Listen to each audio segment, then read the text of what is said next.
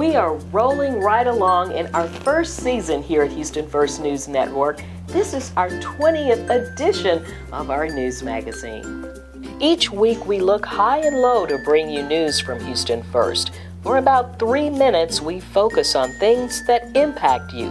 We post the show on YouTube and share it with you through social media. Our product is still evolving. We hope you like what you see and we want to hear from you. Hello everyone, I'm Carolyn Campbell with this week's edition of Houston First News. I don't know about you, but the sight of light rail cars crossing downtown headed east-west still takes some getting used to.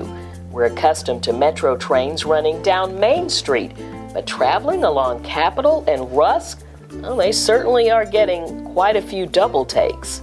The lines won't open to riders until April, but right now the trains and their operators are undergoing training.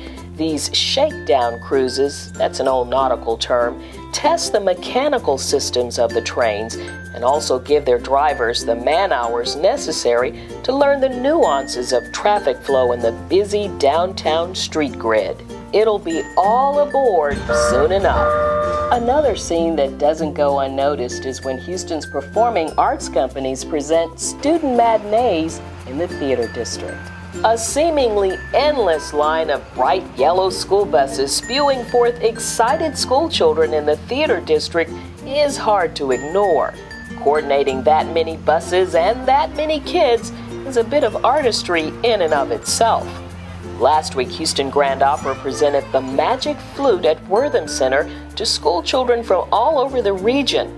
And next Wednesday, another army of buses arrives as the Houston Symphony welcomes a full house of kids to Jones Hall. And finally, next Friday marks the last day on the job for Lanny Lesher, who slides into retirement after 24 years as manager of the Theater District parking facilities.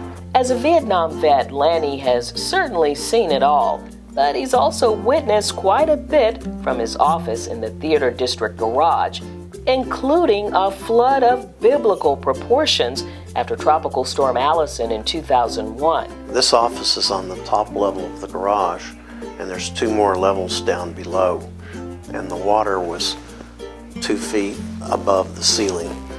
So it was a major flood. There's been a few other memorable moments during his past couple of decades. We've had a bobcat that rode in the back of someone's camper, and we've had the naked man in the security office. The lady behind the desk didn't quite handle that too well. The fires and the flood, the bobcat. But the best thing is that we've managed to make a really excellent operation and leaving on a good note, a high note. We wish Lanny and his wife Galen all the best in their retirement. That's all for now. I'm Carolyn Campbell for Houston First News Network. See you next week.